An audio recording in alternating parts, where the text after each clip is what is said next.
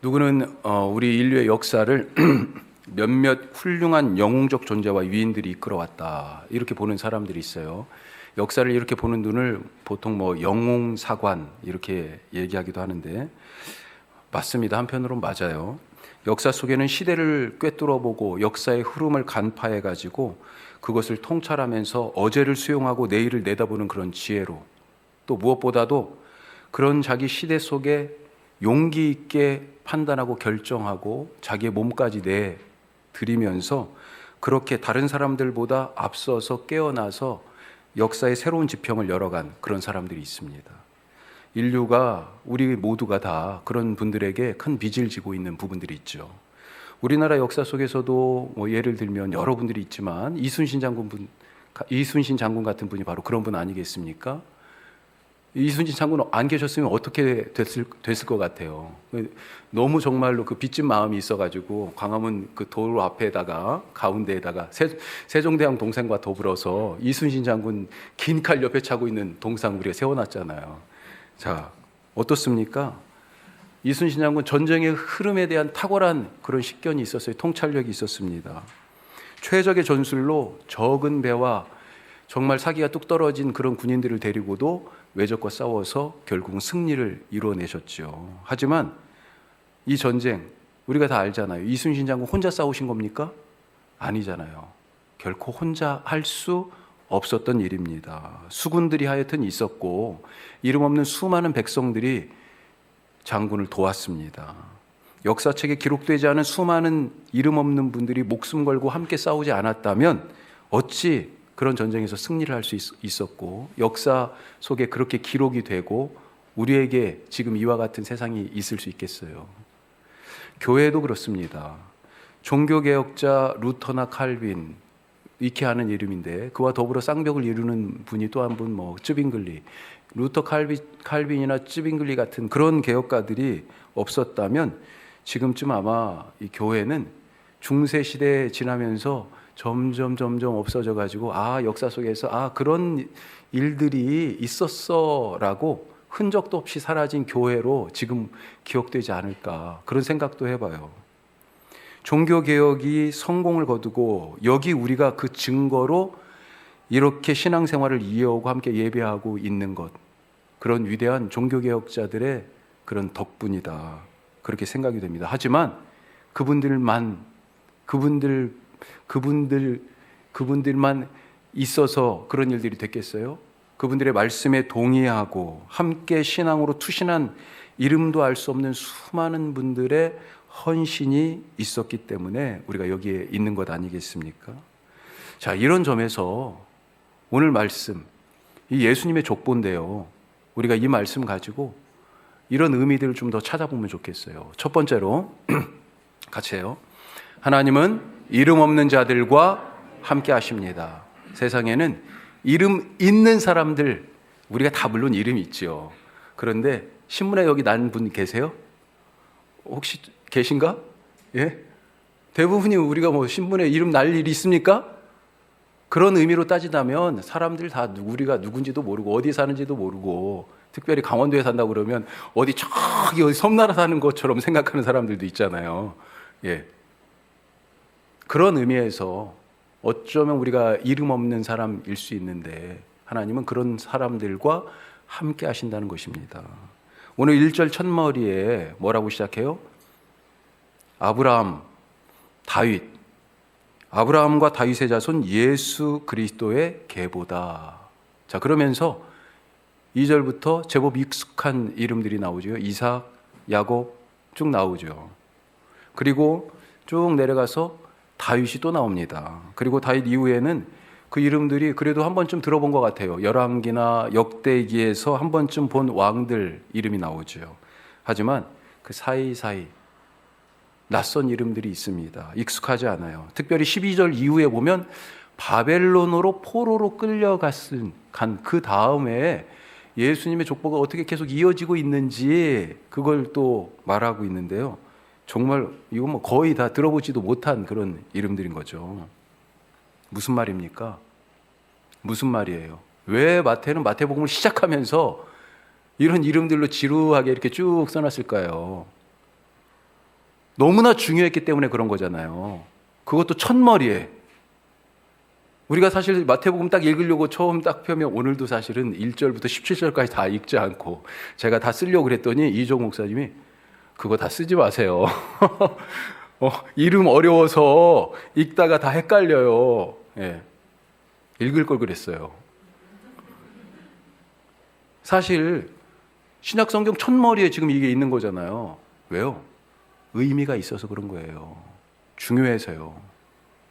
우리는 이 예수님의 족보 속에 나타난 이름들을 보면서 역사 속에서 깨어있는 몇 사람을 통해서 새로운 일들이 시작되고 그렇게 역사의 물줄기가 때로는 바뀌기도 하지만 무엇보다도 이름 없는, 기억하기도 힘든 이름의 그 사람들, 그 많은 사람들과 함께 했기 때문에 이 족보 속에 예수님이 오시는 그런 일들이 바로 그런 사람들을 통하여서 마련되었다라고 하는 것을 알게 되었다 하는 것입니다.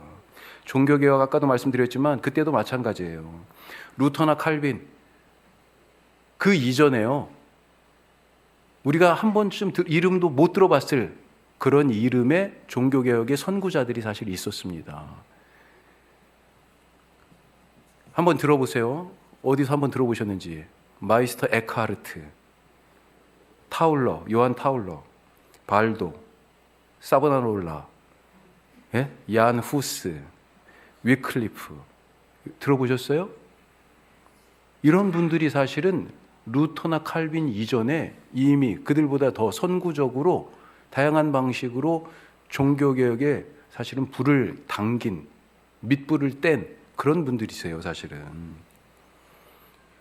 이들이 교회 갱신에 불은 지폈지만 그 탁월함과 용기에도 불구하고 거의 다 죽었어요, 다 이단으로 정죄받고 그런 식으로. 사실 루터 칼빈도 이단으로 정죄받았고 파문당했어요. 루터 같은 경우는 원래 신분이 카톨릭 교회, 그러니까 그때 당시에 교회의 사제였는데 다 파문당했어요. 그 전 사람들은요, 루터나 칼빈은 그래도 목숨은 지켰죠. 그런데 그 전 사람들은요, 다 화형당하고 다 죽임당했습니다. 성공을 거두지 못했어요. 역사 속에서 새로운 일이 일어난다는 것이 이렇게 힘듭니다. 새로운 일이 일어나도요, 사실은 혼자 힘으로는 거의 잘 안 돼요. 먼저 잠에서 그 어둠 속에서 깬 몇몇만으로 할 수 있는 것도 아닙니다. 이름을 기억할 수 없는, 책에 기록되지 않는 그 수많은 사람들이 사실은 같이 함께 했기 때문에 그 새로운 일들이 시작되었고 지속되었고 마무리가 될 수 있었던 거예요. 나는, 우리 자신 한번 생각해 보세요.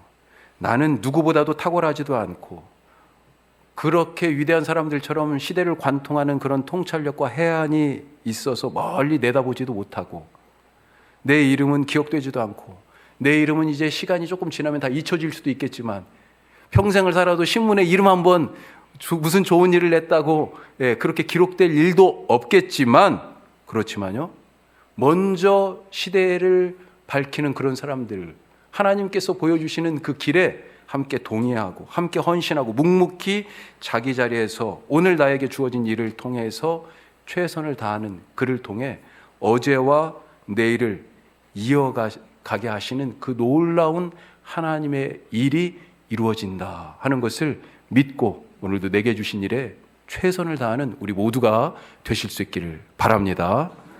자, 두 번째로 같이 해요. 예수님께 이어져야 합니다. 예수님께 이어져야 돼요. 우리의 인생의 길이 다 다르잖아요. 살아온 길이 다르고 배경이 다릅니다. 예전에 걸어왔던 인생길이 다 다르잖아요. 하지만 인생길이 의미가 있으려면 어떻게 해야 돼요? 내가 가는 길이 무엇과 만나야 됩니까? 예수 그리스도라는 길과 만나야 되죠. 오직 길은 하나라고 얘기하셨잖아요. 그동안 걸어왔던 길이 다 다르지만 예수님이라는 길과 이어지고 연결되어야 합니다. 같은 말씀이에요. 오늘 예수님의 이 족보에 나오는 이 사람들, 자기들이 살면서 내 인생이 무슨 의미가 있을까 질문했겠죠. 우리도 가끔 질문하잖아요. 나는 왜 이 시대에 태어났지? 나는 왜 우리 엄마 아빠를 통해서 우리 집에 태어난 거지? 내가 만약에 조선시대에 태어났다면 뭐 이런 엉뚱한 생각들 한 번씩 해보지 않습니까? 왜요? 내 인생의 의미가 궁금해서 그런 거 아니에요. 나는 왜? 라고 얘기하면서 내가 또 이 삶을 마치고 나면 어디로 또 이것도 생각하잖아요. 하여튼 다 인생의 의미와 관계된 얘기지요. 오늘 말씀에 나타난 이 수많은 사람들, 그때 당시에 살면서 누군가와 결혼해서 자식을 낳았어요. 그렇죠? 오늘 얘기가 전부 다 누가 누구를 낳고로 되는 거잖아요. 한 사람 일생을 지금 그렇게 표현하고 있습니다. 아주 단순하게. 그런데 이 일이 어떤 의미인지 잘 몰랐잖아요. 잘 몰랐습니다. 2절 말씀에 야곱 이름이 나오죠? 자, 우리가 창세기 읽을 때 그런 생각 늘 들지 않아요? 하나님은 이삭의 아들 에서와 야곱을 놓고 왜 에서가 아니고 야곱을? 왜? 그런 생각 많이 들잖아요. 그렇죠? 3절에는 누가 나옵니까? 유다와 다말이 나옵니다. 그리고 그들이 낳은 쌍둥이 베레스와 세라가 나와요. 왜? 왜? 이 가정이 왜 이렇게 만들어진 거예요? 베레스와 세라가 왜 나왔어요?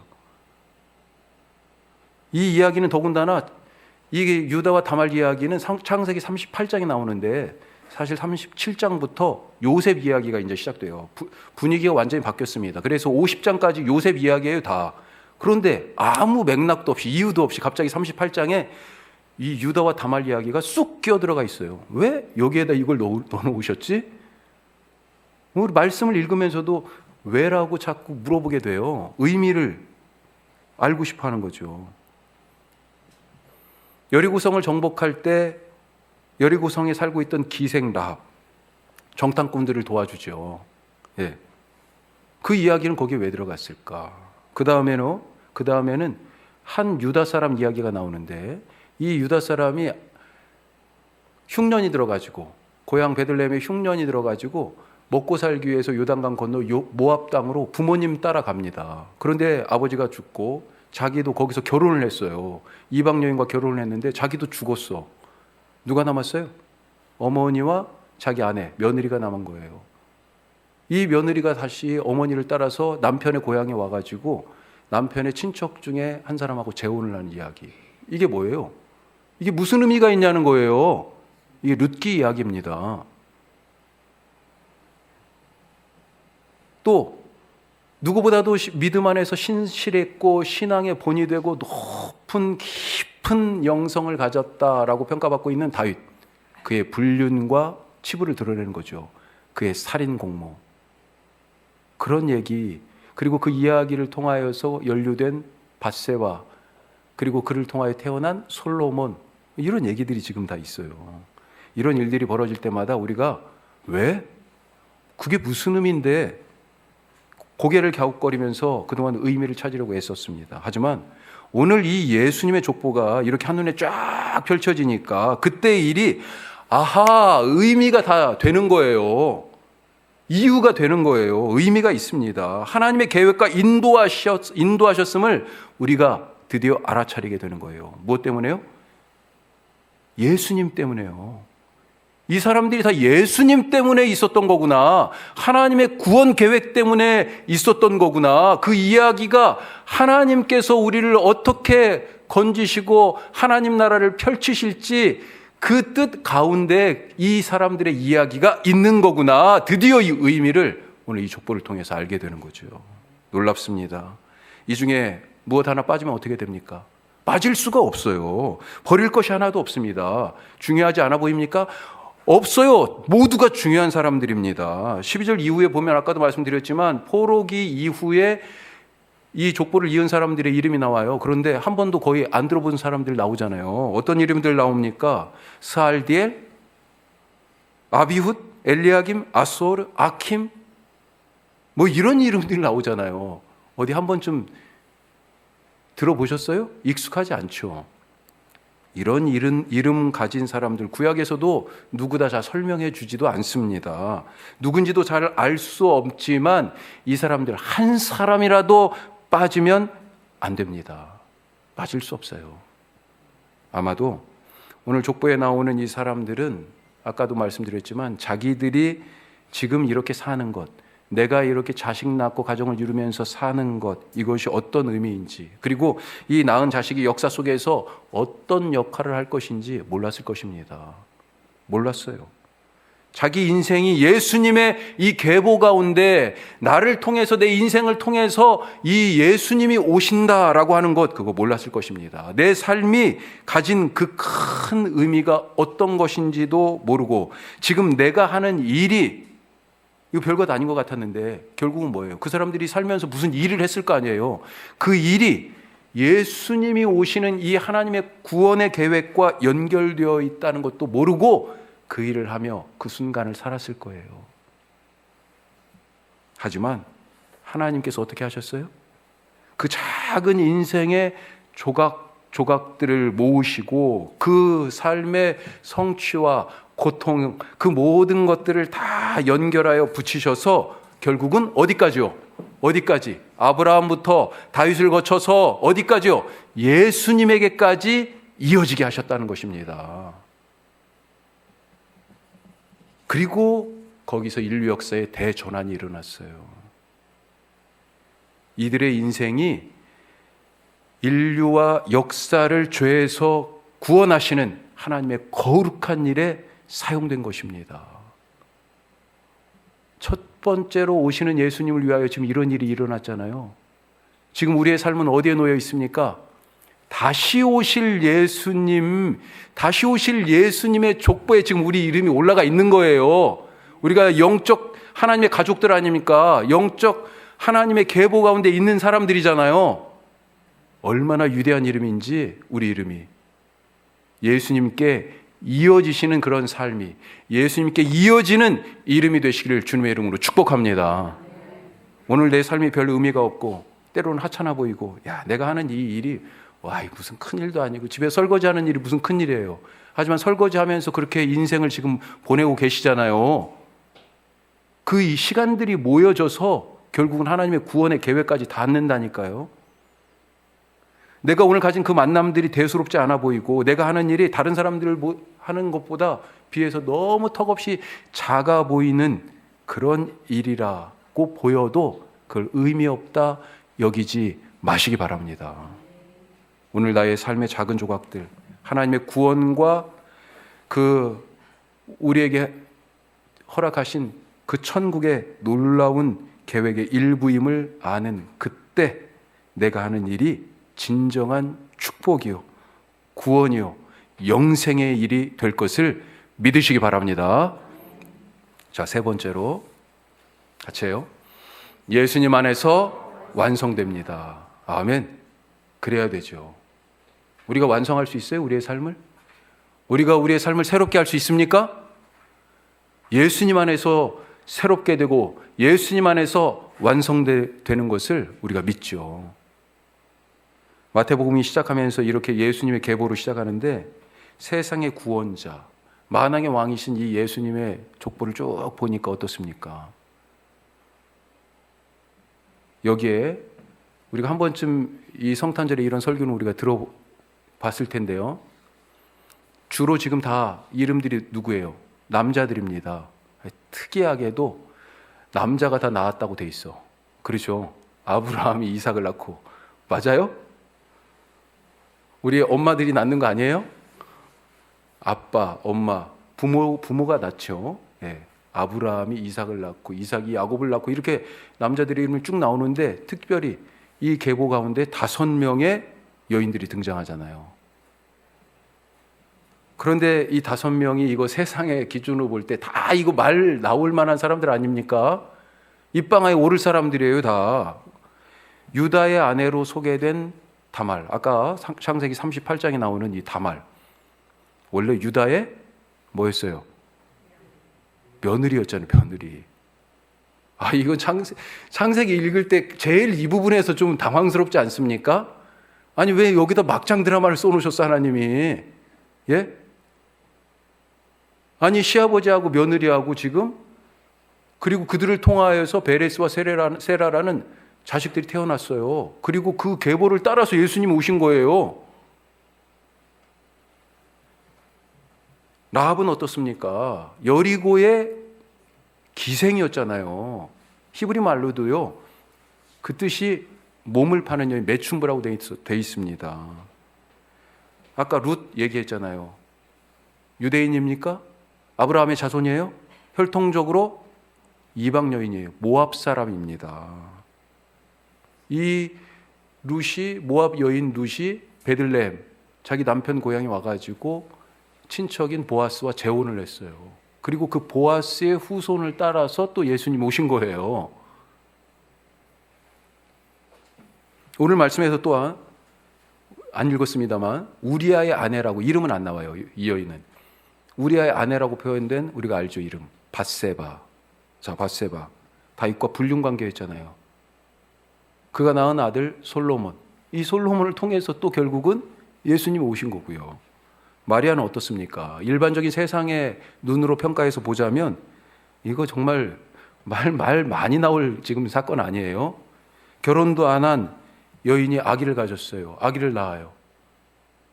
자, 이런 일들이 지금 예수님의 족보 안에 있다는 거 아니겠습니까? 참 이상해요. 원래 부끄러운 것은 숨기고 모자란 것은 자꾸 뒤로 이렇게 감추게 되어 있는데, 아니 이거 막 대놓고 막 써놨어요. 일부러. 다른 여인들도 있잖아요. 사라도 있고 리브가도 있고 라헬도 있고, 예? 좀 이름 그래도 있는 사람들, 좋은 것으로 기억될 만한 사람들이 있을 거 아닙니까? 그런데 그 여인들은 쫙 빼놓고 주로 이렇게 남자 부계를 통하여, 아버지를 통하여서 쭉 이름을 적어놓고 놓은 그 족보에다가 굳이 이 5 여인만 이름을 넣어놨어요. 예? 좀 이상해요. 더 훌륭하고 내놓을 만한 이름들은 오히려 놔두고 논란이 될 만한 그런 이름들을 버젓이 드러내고 있습니다. 어떤 점에서는 그래서 야, 이거 일부러 이름을 썼다, 그런 느낌마저도 들죠. 왜 그랬을까요? 왜요? 왕들을 보면서 다윗 이후에 왕들 이름이 쭉 나오잖아요. 그때도 비슷한 생각을 갖게 돼요.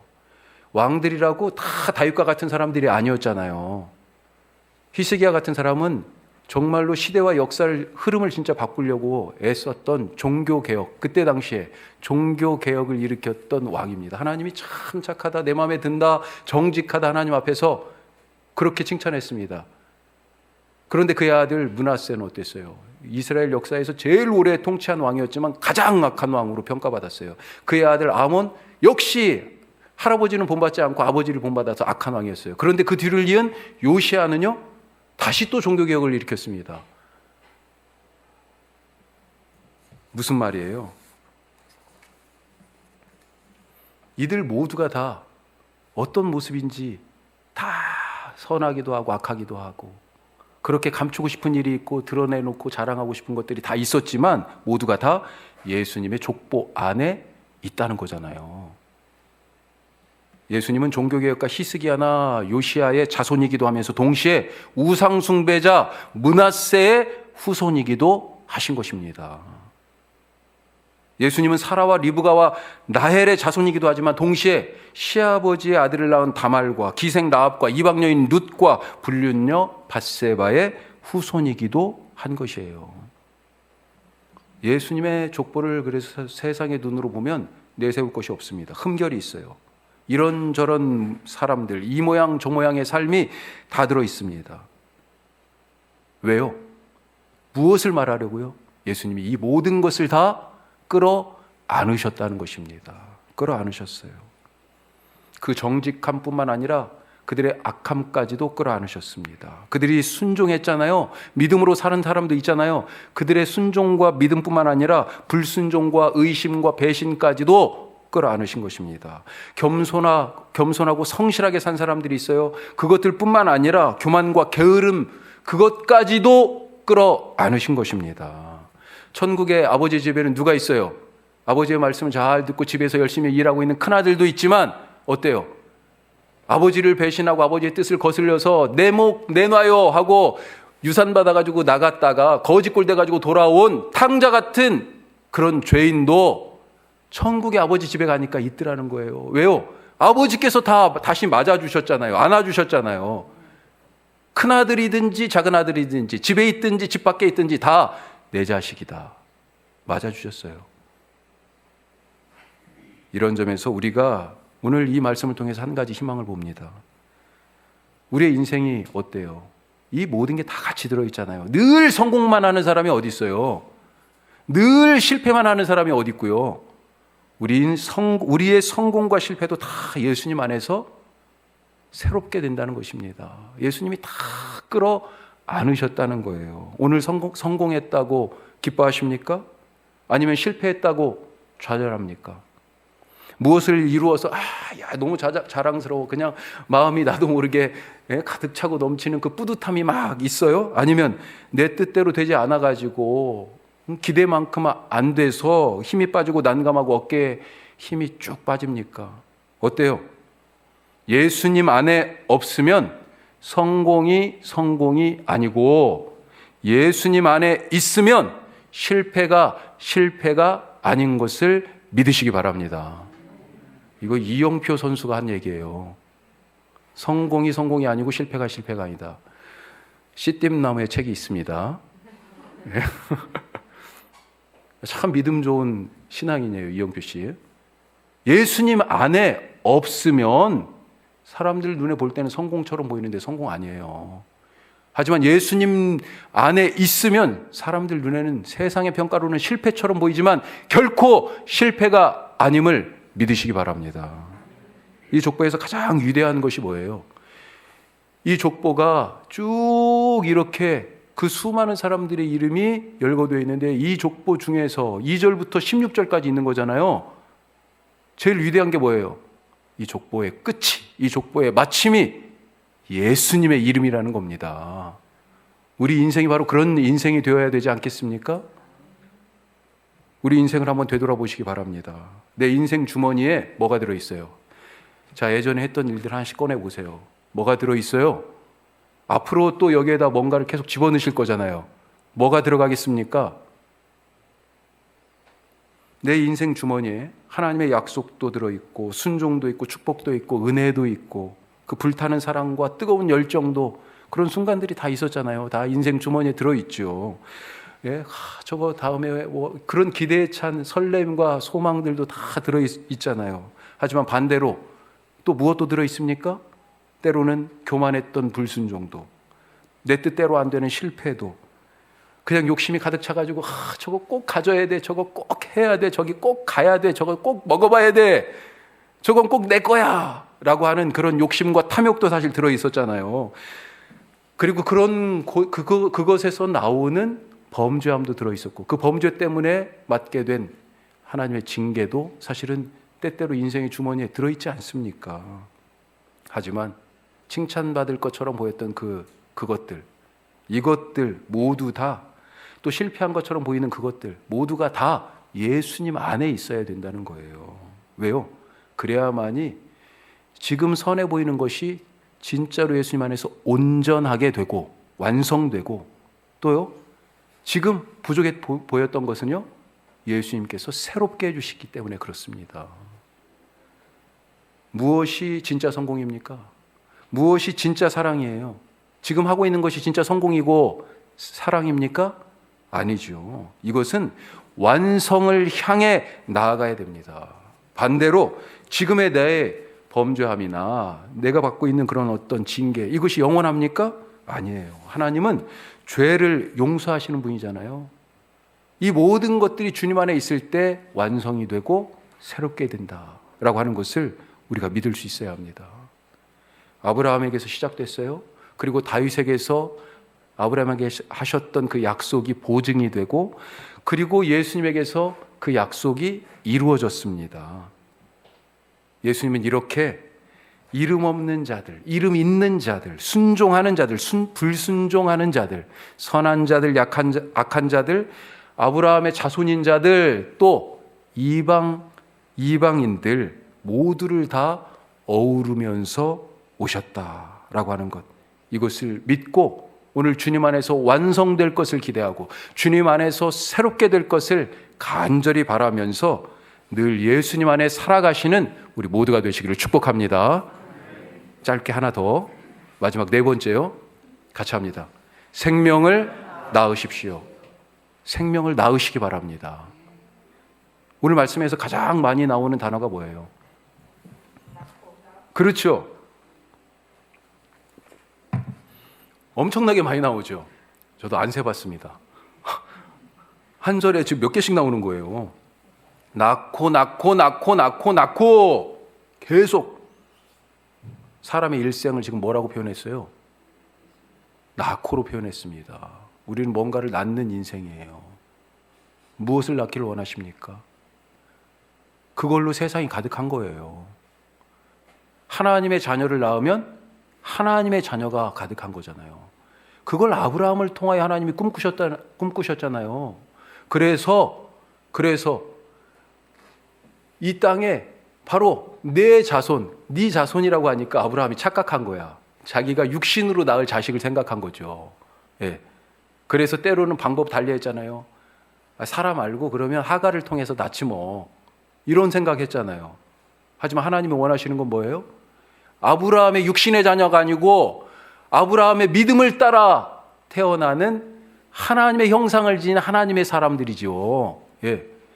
그래서 그 사람들이, 그 하나님의 자녀들이 온 땅에 가득할 꿈을 그렇게 꾸셨잖아요.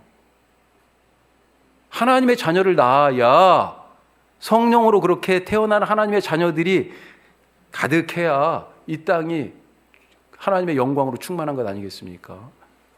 무엇으로 내 인생을 가득 채우기를 원하십니까? 우리 집이 무엇으로 충만하기를 원하시고, 우리 교회는 어떤 교회, 어떤 공동체가 되어야 할 것입니까? 낳아야 됩니다. 뭘 낳아야 돼요? 우리가 너무 잘 알잖아요. 생명은 생명을 낳고, 또요, 이해는 이해를 낳고, 용서는 용서를 낳고, 반대로 미움은 미움을 낳고, 비난은 비난을 낳고, 한 사람이 비난하면 또 옆에 사람이 또 비난하고, 또 비난하고, 또 비난하고. 그러면 그 공동체가 뭐예요? 비난으로 충만해지는 거잖아요. 왜요? 아니, 계속 나았으니까 그런 거예요. 아니, 누가 한 사람이 오해를 했어. 그랬더니요, 그 사람, 다른 사람이 또 오해를 해. 그 말을 또 다시 오해해. 완전히 그냥 일이 꼬여가지고요, 어디서부터 이 실타래를 풀어야 될지 모르는 경우들이 있지 않습니까? 오해가 오해를 낳았기 때문에 그런 거예요. 오늘 말씀에서 뭘 얘기합니까?